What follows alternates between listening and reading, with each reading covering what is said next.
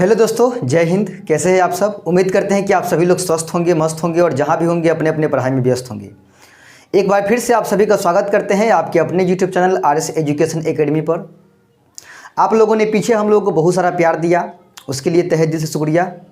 और आप लोग इसी तरह से इस चैनल पर अपना प्यार दुलार जो है बरसाते रहिए और सपोर्ट करते रहिए, ताकि हम लोग भी, हमारी टीम भी आप लोगों के लिए जो है बेहतर से बेहतर काम कर सके। तो चलिए, आज हम एपी को कंटिन्यू करने वाले हैं। पिछले वीडियो में हम लोग एपी चैप्टर के 5.2 प्रश्नावली का जो है क्वेश्चन नंबर 13 तक जो है पढ़ लिया था। उससे आगे जो है इस वीडियो में हम पढ़ने वाले हैं। तो वीडियो पे चैनल पे अभी तक आप लोग जो है नए हैं तो चैनल को सब्सक्राइब कीजिए, सपोर्ट कीजिए, ठीक है। और वीडियो को लाइक करके हमारे साथ अंत तक बने रहिए। सेशन में बहुत मज़ा आने वाला है, ठीक है।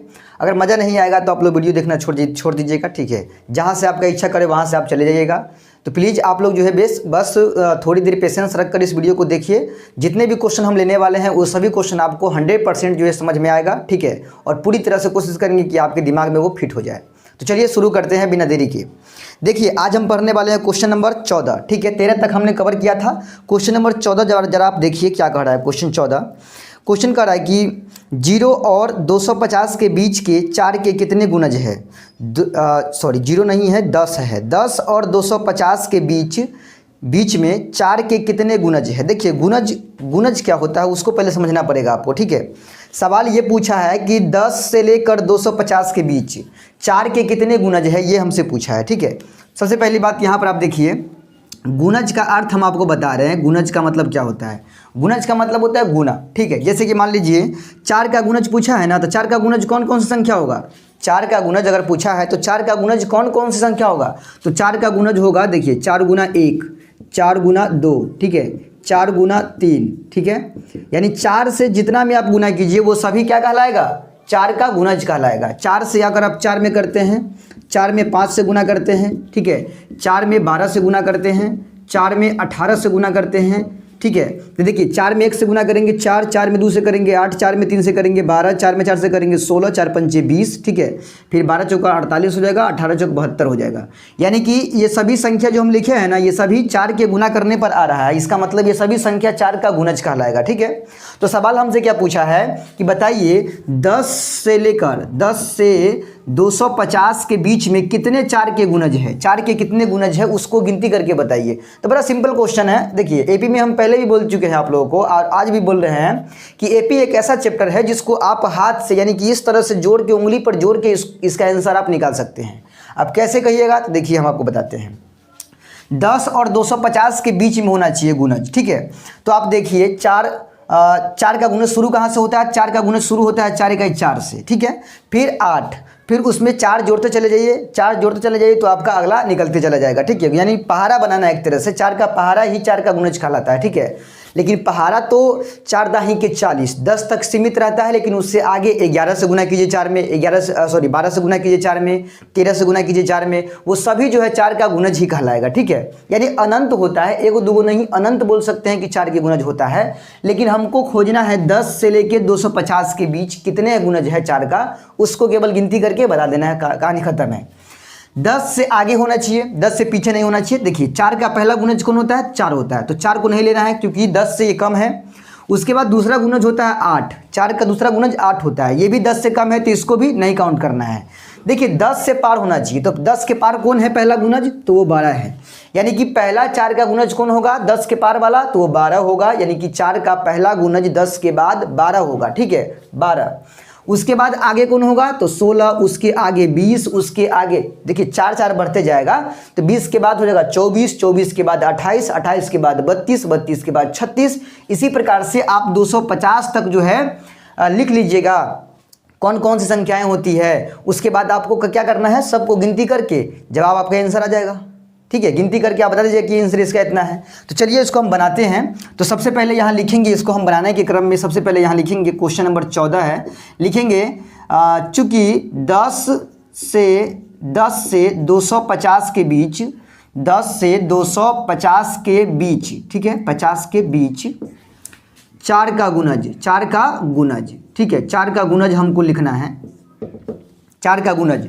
तो कौन कौन सी होगा? पहला शुरुआत कहाँ से होगा? तो शुरुआत होगा 12 से, क्योंकि हमको 10 के बाद चाहिए, तो वो पहला क्या हो जाएगा? 12 हो जाएगा। यानी 12 होगा, 16 होगा, 20 होगा, 24 होगा, और इसी तरह से बढ़ते बढ़ते बढ़ते बढ़ते जाएगा कहाँ तक ले? 250 तक। यानी 250 के अंदर ही होना चाहिए। तो 250 आखिरी हमारा है। तो क्या ये 4 का गुणज है 250? देखिए 250 तक होना चाहिए, लेकिन 4 का गुणज होना चाहिए, वो समझ रहे हैं ना आप। चलिए 250 आखिरी पद है, यानी 250 तक लेना है 4 का गुणज।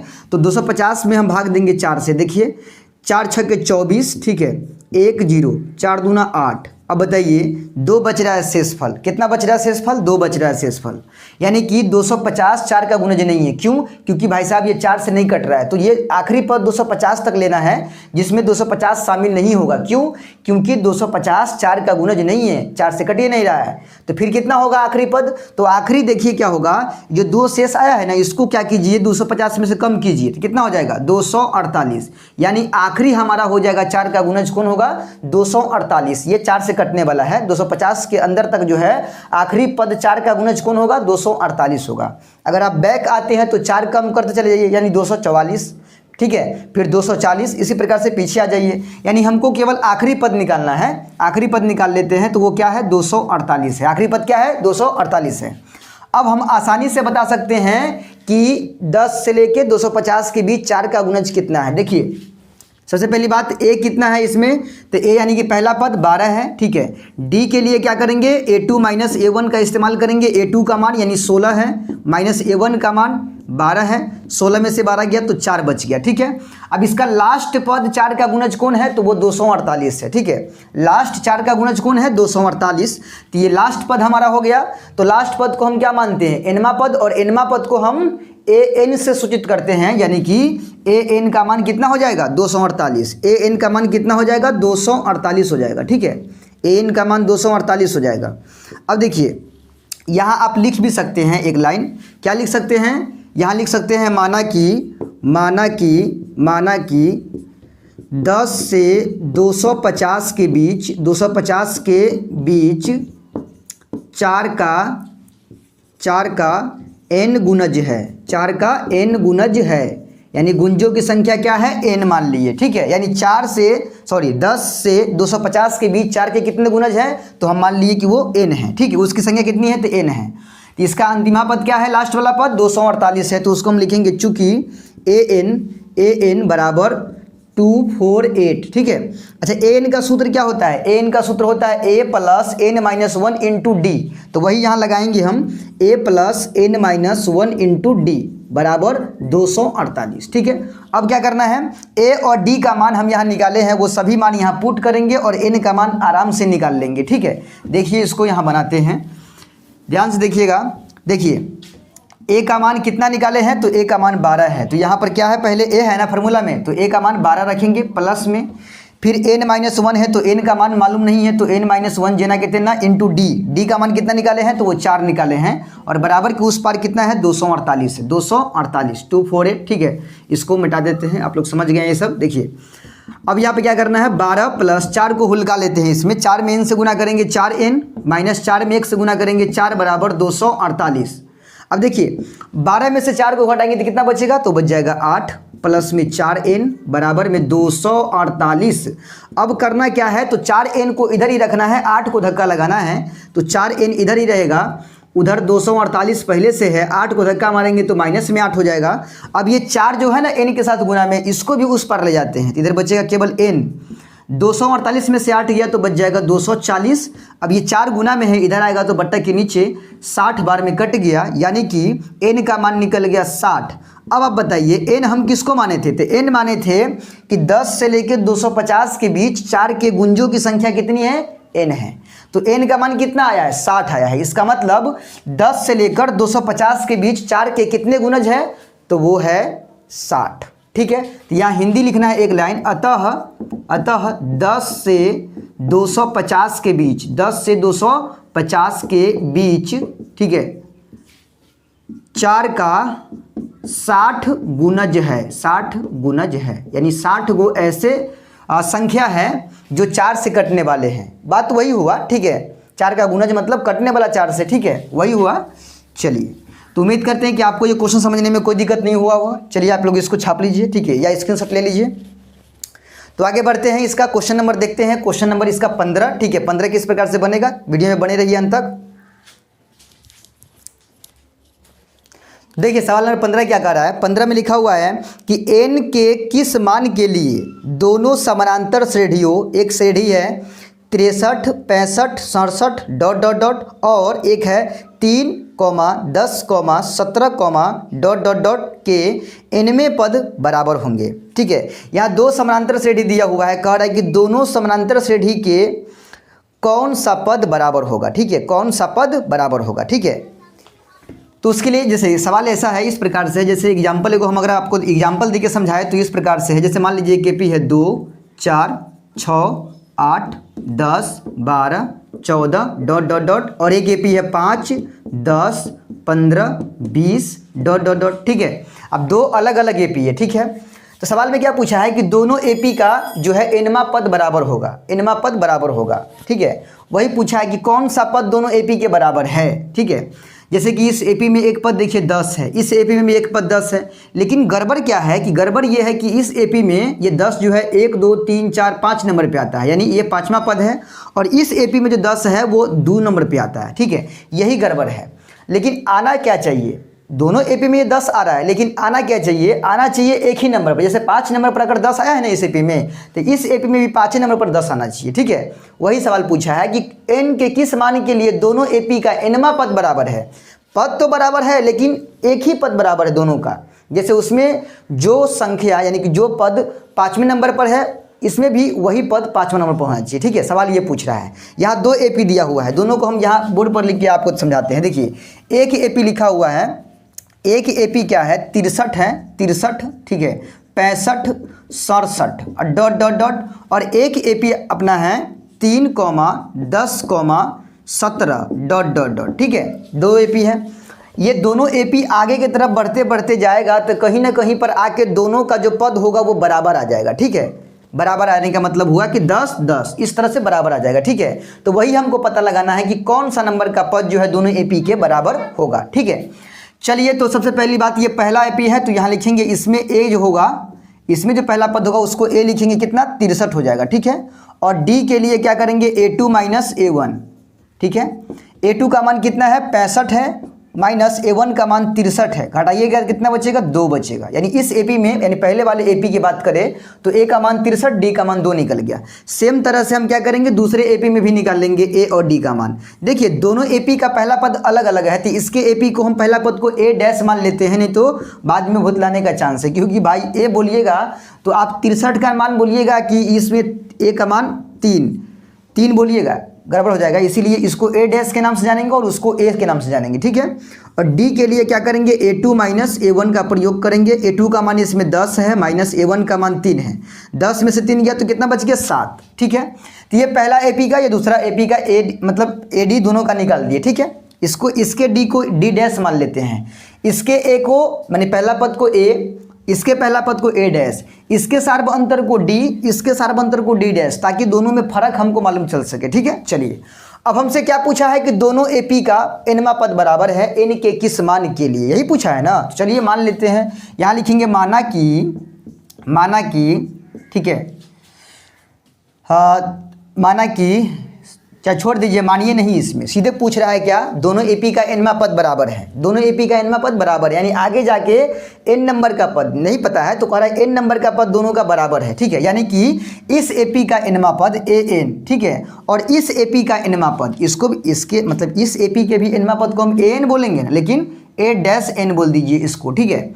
दोनों एपी का ये एनमा पद हो गया, ये हो गया एनमा पद पहले एपी का और ये हो गया एनमा पद दूसरे एपी का, दोनों क्या है बराबर है। सवाल में यही लिखा है ना कि दोनों एपी का एनमा पद क्या है बराबर है, तो n का मान क्या है बताइए, ठीक है। तो देखिए एनमा पद के लिए सूत्र क्या बनता है, तो A plus n minus 1 into D, ठीक है। यहाँ भी वही लगाएंगे A plus n minus 1 into D, लेकिन याद रखिएगा यहाँ D है, याद रखिएगा ये दूसरा वाला AP है, तो इसके A और D को हम क्या माने हैं A डैश D डैश माने हैं, तो यहाँ A डैश D डैश लगाइएगा, लेकिन इसमें A D ही देना है, ठीक है। अब जरा ध्यान दीजिए, मान पुट करना है हमको, ठीक है। A का मान खोजिए कहाँ है, ए का मान 63 है, ए डैश का मान 3 है, ए का मान 63 है, तो यहाँ क्या करेंगे, ए की जगह पर 63 प्लस एन का मान नहीं मालूम है तो n माइनस 1 जना कहते हैं ना। डी का मान कितना है, तो डी का मान 2 निकाले हैं, तो 2 बराबर।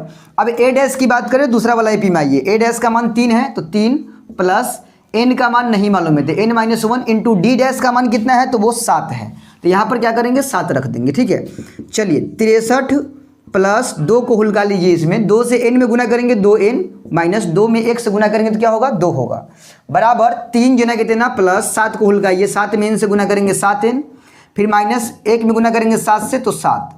ठीक है, चलिए अब क्या करना है, n वाले को एक साइड कर देना है, बिना n वाले को दूसरे साइड करना है। ठीक है, एक काम कीजिए 63 में से 2 को कम कर लीजिए, कितना बचेगा 61 प्लस में 2n बराबर 7 माइनस 7 है प्लस में 3 है, तो ये 7n जना के थे ना, माइनस 7 में से प्लस 3 गया तो माइनस में 4 बचेगा। अब n वाले को एक साइड करना है, बिना n वाले को दूसरे पार करना है।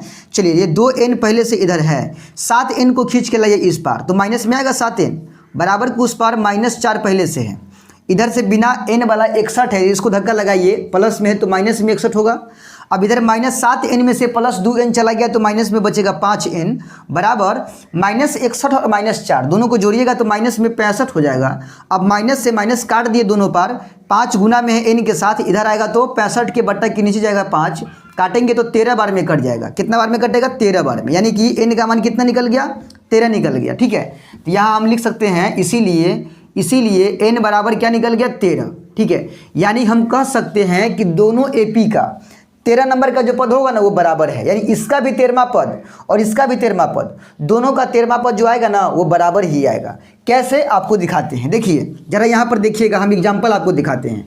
पहला वाला एपी में देखिए, पहला पद है 63, दूसरा पद है 65, यानी कितना कितना बढ़ते जा रहा है 2 बढ़ते जा रहा है, 63 65 ठीक है, 67 ठीक है, 69 71 ठीक है, 73 75 ठीक है, 77 79 ठीक है, 81, यानी 1 2 3 4 5 6 7 8 9 10 ठीक है, फिर 83 85 12 और 87, यानी 13वां पद कितना निकला इसका 87 निकला। फिर दूसरे वाला एपी में आइएगा, 13 पद तक आइएगा ना, इसमें भी 13 पद तक, इसका भी कितना आएगा 87 ही आएगा। ठीक है, आप कैसे इसका चेक कीजिएगा, इसका 13वां पद डायरेक्ट निकाल दीजिए, A13 निकाल दीजिए, इसका डायरेक्ट A13 निकाल दीजिए। ठीक है, क्या फॉर्मूला बनता है A प्लस 12D, 13वां पद के लिए A प्लस 12D, A का मान कितना होगा इसमें 3 होगा, तो 3 प्लस 12 गुना D का मान 7। ठीक है, देखिए 3 प्लस 12 7 84, तो 84 या प्लस 3 कितना होगा 87 ना होगा। अब बताइए था, इसका भी निकला 13वां पद 87 और इसका भी निकला 13वां पद 87, यानी कि सवाल जो कह रहा था कि दोनों एपी के n के किस मान के लिए दोनों एपी के n में पद बराबर है, तो वो 13वां पद, यानी n के 13 मान के लिए दोनों एपी का 13वां पद क्या है, nवां पद बोले तो 13वां पद क्या है बराबर है। ठीक है, चलिए तो उम्मीद करते हैं कि आपको जो है ये सवाल समझने में कोई दिक्कत कोई परेशानी नहीं हुआ होगा, समझ में आ रहा है तो सेशन को लाइक कीजिए। ठीक है, और ज़्यादा से ज़्यादा शेयर भी मारते चलिए बीच बीच में। ठीक है, चलिए आगे बढ़ते हैं, देखते हैं इसका अगला क्वेश्चन नंबर 16 की ओर बढ़ते हैं। देखिए सवाल नंबर 16 क्या कर रहा है, 16 में लिखा है कि वह एपी ज्ञात कीजिए जिसका तीसरा पद 16 है और 7वां पद 5वें पद से 12 अधिक है। ठीक है, यानी एक एपी आपको निकालना है जिसका तीसरा पद 16 है, ठीक है, और 7वां पद जो है वो 5वें पद से 12 ज़्यादा है। ठीक है, 7वां पद 5वें पद से 12 अधिक है। ठीक है, एक एपी हमको निकालना है, बड़ा सिंपल क्वेश्चन है। ठीक है, एक एपी हमको निकालना है, तो एपी निकालने के लिए पता है ना सूत्र क्या बनता है, एपी निकालने के लिए फॉर्मूला है A plus D A plus 2D A plus 3D। ठीक है, इसी प्रकार से A प्लस 4D, यानी जितना निकालिएगा उतना जो है आप लगाते चलिए। ठीक है, उतना D बढ़ाते चलिए उतना। ठीक है, चलिए यानी एपी निकालने का ये फार्मूला है, पहले भी हम आपको पढ़ा दिए हैं ये वाला। ठीक है, इसके लिए आप देखिए तो गौर से इस फार्मूला को देखिए तो आपको क्या मालूम चल रहा है, इसमें चल रहा है पता केवल A और D, यानी A और D अगर हमें पता हो तो हम आसानी से क्या कर सकते हैं AP निकाल सकते हैं। ठीक है, AP निकाल सकते हैं, तो जो भी करना है AD के लिए ही काम करना है, अगर AD निकाल लेते हैं तो आसानी से हम AP निकाल सकते हैं। ठीक है, तो चलिए AD के लिए क्या दिया हुआ है और हम क्या करने वाले हैं उसको थोड़ा ध्यान से यहाँ समझिए। निकालना है AP, ठीक है, AP निकालना है जिसके लिए हमें दिया क्या है, तीसरा पद 16 दिया हुआ है। ठीक है, तीसरा पद इसका 16 दिया है, तीसरा पद को हम क्या बोलते हैं A3 बोलते हैं, ये कितना दिया है 16 दिया है। ठीक है, तीसरा पद के लिए एक फार्मूला बनता है A प्लस 2D बनता है बराबर 16, इसको ना होता है तो मान लेते हैं समीकरण पहला, कोई दिक्कत नहीं है, तीसरा पद दिया हुआ है 16, यहाँ से एक समीकरण तैयार कर दिए। उसके बाद क्या लिखा है, उसके बाद दिया हुआ है कि इसका सातवां पद पांचवें पद से 12 अधिक है, ठीक है। सातवां पद को क्या बोलते हैं? सातवां पद को A7 बोलते हैं और पांचवां पद को क्या बोलते हैं? A5 बोलते हैं। यानी सातवां पद इसके पांचवें पद से 12 अधिक है। कौन अधिक है? सातवां की पांचवां? सातवां पद कह रहा है पांचवें पद से, यानी पांचवां से सातवां जो है 12 अधिक है, यानी ये 12 कम है, ठीक है। तो एक बात बताइए, जो कम है, जितना कम है, देखिए ये पांचवां पद कम है, कितना कम है? 12। अगर 12 इसमें हम प्लस कर देते हैं तो ये दोनों बराबर ना हो जाएगा? बिल्कुल होगा बराबर, ठीक है। यानी कि यहाँ लिखेंगे, देखिए सवाल में लिखा था सातवां पद पांचवें पद से 12 अधिक है, यानी ये पांचवां पद 12 कम है, तो 12 अगर इसमें हम ऐड कर देते हैं तो दोनों क्या हो जाएगा? बराबर हो जाएगा। नहीं तो एक और उपाय था, 12 इसमें ही कम कर देते हम, तभी बराबर दोनों हो जाता है ना, क्योंकि 12 ये ज़्यादा है इससे, तो भाई इसमें 12 करो ज़्यादा, नहीं तो इसमें 12 कम करो, तभी दोनों बराबर होगा, वरना बराबर तो हो नहीं सकता है, ठीक है। चलिए सातवां पद के लिए फॉर्मूला क्या बनता है? तो A+6D, ठीक है, बराबर पांचवां पद के लिए क्या बनेगा? तो A+4D बराबर ये 12 जना के तेना, ठीक है। चलिए एक काम कीजिए, ये A और ये A दोनों A प्लस प्लस है, अगर इस A को धक्का मारते हैं तो माइनस में जाएगा उस पार, तब भी ये प्लस A और ये जो आएगा माइनस A, दोनों क्या हो जाएगा? घट जाएगा। इससे बेहतर है कि दोनों के इसी पार उसी पार में दोनों को हम कट कर देते हैं। इधर बच गया 6D, ठीक है, 4D उधर है उसको इस पार लाइए, यानी प्लस में 4D है, इधर आएगा तो माइनस में 4D बराबर उधर 12 है बिना D वाला। अब 6D में से 4D चला गया, बच गया 2D बराबर में 12। अब ये 2 जो है D के साथ गुना में है, अगर हम 2 को उधर ले जाते हैं तो 12 के नीचे आ जाएगा 2, ठीक है, भागा में चला जाएगा, 6 बार में कट गया, यानी कि D का मान टोटल कितना निकल गया? 6 निकल गया। D का मान कितना निकल गया? 6। अब करना क्या है हमको? A का भी मान निकालना है, तब इस D के मान को समीकरण पहला में डाल देंगे ना, तो A का मान निकल जाएगा। यानी यहाँ लिखेंगे अब, ठीक है, अब D का मान, ठीक है, D का मान समीकरण तैयार किए थे फर्स्ट, उसी में, ठीक है, फर्स्ट में रखने पर, समीकरण फर्स्ट में रखने पर D का मान समीकरण पहला में डाल देते हैं। पहला समीकरण हमारा क्या है? तो वो है A+2D, 2D बराबर 16 यानी 16, ठीक है। अब इसमें क्या करेंगे हम? जहाँ पर D होगा वहाँ पर रखेंगे 6, तो ये A जना कहते हैं ना, प्लस में 2 गुना D का मान 6 बराबर में 16। अब देखिए A प्लस 6 गुना 12 हो जाएगा बराबर में 16। अब देखिए A बराबर 16 जना कहते हैं ना, अब ये 12 को धक्का मारेंगे तो प्लस में है तो माइनस में चला जाएगा 12, तो A का मान अगर निकालते हैं 16 में से 12 चला गया तो बच गया 4, यानी A का मान कितना निकल गया? 4 निकल गया, ठीक है। D का मान 6, A का मान 4। अब हमको क्या निकालना है? AP final. अब हम पहुँचे हैं AP पर, अब हमको फाइनल चीज़ निकालना है जो मतलब हमारे सवाल हमसे पूछ रहा था, ठीक है। तो लिखेंगे अब AP बराबर, ठीक है, AP बराबर फार्मूला क्या बनता है? A+D, A+2D, A+3D, और भी आगे आप निकाल सकते हो, ठीक है। अगला लगाइएगा तो A+4D, 5D, ठीक है, इस तरह से बढ़ते जाएगा। हम 3 तक 4 तक निकाल देंगे, कहानी खत्म हो जाएगा वहीं से, ठीक है। A का मान कितना है? तो 4 है, A का मान 4 प्लस D यहाँ पर है, तो D का मान कितना निकाले हैं? तो 6 निकाले हैं, तो D की जगह पर 6 रखिए, A का मान 4 प्लस 2 गुना D है, तो D का मान 6, A का मान 4 प्लस 3 गुना D का मान 6, ठीक है। अब देखिए ये 4, 6 और 4 को जोड़ेंगे तो कितना होगा? 10 होगा, पहले यहाँ गुना कर लीजिए, ये 4 जना कितना प्लस जना कितना, 6 गुना हो गया 12, ठीक है। अब यहाँ गुना कर लीजिए तो ये 4 जना कितना 4 प्लस में 6 हो गया 18, यानी फाइनल हमारा क्या बन जाएगा? फाइनल ऊपर लिख देते हैं होता है तो नीचे आपको कहीं कट जाएगा, देखिए क्या बन जाएगा? 4, ठीक है, ये 10, 12 4 16, ठीक है, 16 12 4 16 हो गया, 18 4 22 हो गया, ठीक है, 22 हो गया। यानी कि AP जो हमारा तैयार हुआ है वो क्या तैयार हुआ है? 4, 10, 16, 22, ठीक है। तो उम्मीद करते हैं कि आपको जो है ये क्वेश्चन जो है समझ में आया होगा। बहुत ही इंपॉर्टेंट, बहुत ही VVI क्वेश्चन है, ठीक है। आपके एग्जाम में आने का संभावना इसका ज़्यादा है। तो चलिए बढ़ते हैं अगले क्वेश्चन की ओर। वीडियो आप लोग जो है मज़े में समझ रहे होंगे, हमको पूरा ही विश्वास है, क्योंकि बहुत बढ़िया तरीके से आपको समझा रहे हैं, बहुत इजी वे में, बहुत आसान तरीके से समझा रहे हैं, समझने में कोई दिक्कत नहीं हो रहा होगा। चलिए आगे बढ़ते हैं, देखते हैं इससे क्वेश्चन नंबर अगला।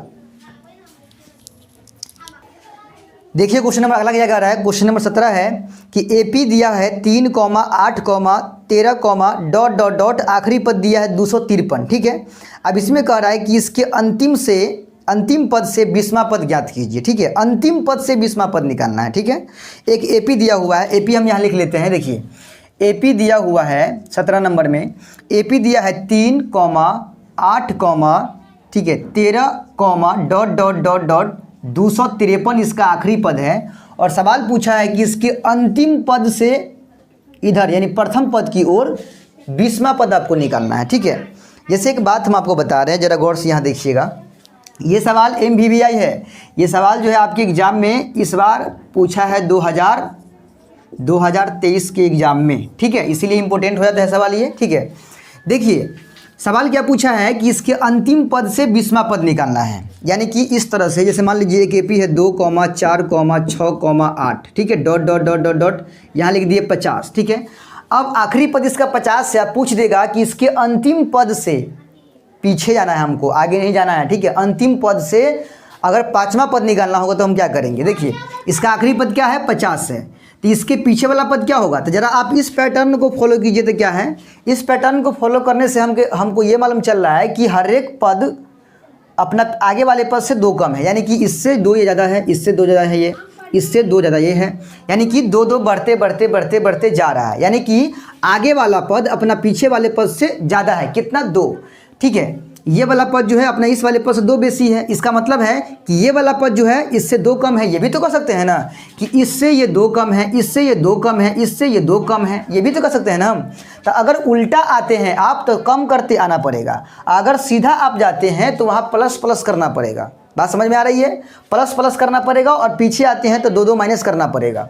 तो हम आपको बता रहे हैं कि इसका अंतिम से हम 5वां पद कैसे निकालेंगे, बिना कलम कॉपी के, बिना कोई रूल के। ठीक है, देखिए 2 बढ़ते जा रहा है ना, तो हमको पीछे आना है ना, पीछे 5वां पद निकालना है। देखिए इसका पहला पद क्या हो जाएगा, देखिए ये है 50, इसका आखिरी पद है, उससे दूसरा पद क्या हो जाएगा 48। 2 कम करते आना है, अगर पीछे आते हैं तो कम करते आना है, आगे आते हैं तो प्लस करते आना है। ठीक है, 48 के बाद क्या होगा 46 के बाद क्या होगा, फिर 2 कम कीजिए 44 के बाद क्या होगा, 44 के बाद हो जाएगा 42 के बाद क्या हो जाएगा 40। यानी कि इस प्रकार से हम मतलब जितना नंबर का पद कहेगा निकालने के लिए हम इस तरह से बैक आते आते निकाल सकते हैं। ठीक है, हमसे पूछा है कि इसके यहाँ से पीछे की ओर 20वां पद निकालिए। ठीक है, 20वां पद निकालिए, यानी कि A20 निकालना है। देखिए नॉर्मली अगर आपको शुरू से कह देगा निकालने के लिए 20वां पद, तो उसके लिए फॉर्मूला क्या बताए हुए हैं, हम बताए हैं कि A + 19D निकालने के लिए, यानी इस फॉर्मूला पे लगाने के लिए। ठीक है, लेकिन अगर अंतिम से कह देगा पीछे की ओर निकालने के लिए फॉर्मूला, मतलब निकालना है अंतिम से प्रथम पद की ओर अगर निकालना है, तो उसके लिए फार्मूला इसका उल्टा बन जाएगा। यानी इसके लिए यहाँ पर लगाना पड़ेगा आपको माइनस। ठीक है, यानी A - 19D लगाना पड़ेगा 20वां पद के लिए। ठीक है, उसी प्रकार से अगर 10वां पद निकालने के लिए कहेगा तो उसके लिए बन जाएगा A - 9D। 8वां पद निकालने के लिए कह देगा तो A - 7D बन जाएगा। ठीक है, और एक खास बात इसमें ध्यान दीजिएगा, ये जो प्रथम पद है ना, आपको किसको मानना पड़ेगा, जो इसका लास्ट वाला पद है ना, वो हमारा हो जाएगा पहला पद। ये याद रखिएगा आप, यानी कि हम अंतिम पद से ना आते हैं कम करते करते, तो इसीलिए पहला पद जो होगा वो हमारा आखिरी पद हो जाएगा। ठीक है, आखिरी पद हमारा पहला पद हो जाएगा। तो उसके लिए देखिए क्या करेंगे हम, इसके लिए पहले A का मान देखिए, A का मान कितना हो जाएगा, तो आखिरी वाला पद कितना होगा 253 हो जाएगा हमारा। A का मान आखिरी वाला पद हमारा A हो जाएगा, क्योंकि वहाँ से हमको बैक आना है। ठीक है, D निकालने के लिए तो D तो कहीं से भी निकाल सकते हैं ना हम, D तो यहाँ से भी निकाल सकते हैं, यहीं पर लगातार 3 पद दिया हुआ है, तो यहीं से निकाल लेंगे D का मान। D का मान आप कहीं से भी निकाल सकते हैं। तो D का मान निकालने के लिए हम क्या करेंगे, इस पद में से इस पद को कम कर देंगे, या फिर इस पद में से इस पद को कम कर देंगे, D का मान निकल जाएगा। ठीक है, यानी कि 8 - 3 कर देंगे तो D का मान कितना निकल गया 5। ठीक है, 8 में से 3 कम कर देंगे तो D का मान कितना निकल गया 5 निकल गया। फार्मूला में कुछ फेरबदल नहीं करना है, केवल माइनस लगा देना है। ठीक है, माइनस आपको लगा देना है। ठीक है, 20वां पद निकालना है ना अंतिम पद से, यानी कि लिखेंगे अब अंतिम पद से 20वां पद। ठीक है, अंतिम पद से 20वां पद। ठीक है, अंतिम पद से 20वां पद, यानी कि A20 निकालना है। तो सूत्र क्या बताया है, अंतिम पद से A - 19D, लेकिन अंतिम पद नहीं लगा होता तो A + 19D लगाते। ठीक है, और A - 19D में A का मान क्या हो जाएगा, जो इसका लास्ट वाला पद है वो हो जाएगा A का मान 253। ठीक है, -19 गुना D का मान कितना है, तो वो 5 है, D 5 है। तो 253 - 19 × 5 = 95। ठीक है, 253 में से 95 को कम कर देंगे, 13 में से 5 गया तो 8 बच गया, 4 में से 9 नहीं घटेगा, 5 चलेंगे, 14 में से 9 गया तो 5, ठीक है, और ये बच गया 1, यानी 158 इसका अंतिम पद से 20वां पद हो जाएगा। ठीक है, देखिए 5 5 कमते आ रहा है। आप क्या कीजिए 253 में से 5 5 कम करते आ जाइए, आपको मालूम चल जाएगा कि 20 नंबर पर जब आइएगा ना, 20वां नंबर पर आइएगा तो आपको वो पद क्या मालूम चल जाएगा, 158। ठीक है, तो उम्मीद करते हैं कि आपको ये अंतिम पद से पूछेगा तो आप ये फार्मूला याद रखिएगा अंतिम पद से। जैसे कि अंतिम पद से 15वां पद कहेगा तो क्या कीजिएगा a-14d, और ए क्या हो जाएगा, जो उसका अंतिम पद है वो हमारा क्या हो जाएगा, ए हो जाएगा। यानी पहला पद क्या हो, किसको मानेंगे हम, अंतिम पद को पहला पद मानेंगे, और तब वहाँ से हमको बैक आना है तो यहाँ माइनस लगा देंगे। जितना कहेगा 15 कहेगा तो 14d, 10 कहेगा तो 9d, इस प्रकार से लगा देंगे। ठीक है, तो चलिए आज का क्लास हम यही ख़त्म करते हैं, वीडियो लंबा ना हो जाए जिसके वजह से क्लास जो है आज का हम यही ख़त्म करते हैं। वीडियो आप लोग कितना समझे हैं, कितना मज़ा आया है आज के सेशन में, ये बात जो है कमेंट करके आप लोग बता सकते हैं।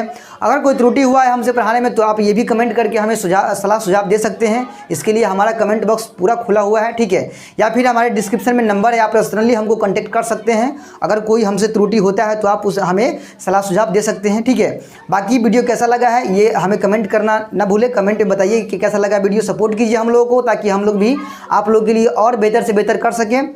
ठीक है, चलिए वीडियो को लाइक कर दीजिएगा, चैनल पर नए है तो सब्सक्राइब कर लीजिएगा और ज़्यादा से ज़्यादा इसको शेयर कीजिएगा। मिलते हैं जल्द अगले वीडियो में, तब तक के लिए जय हिंद।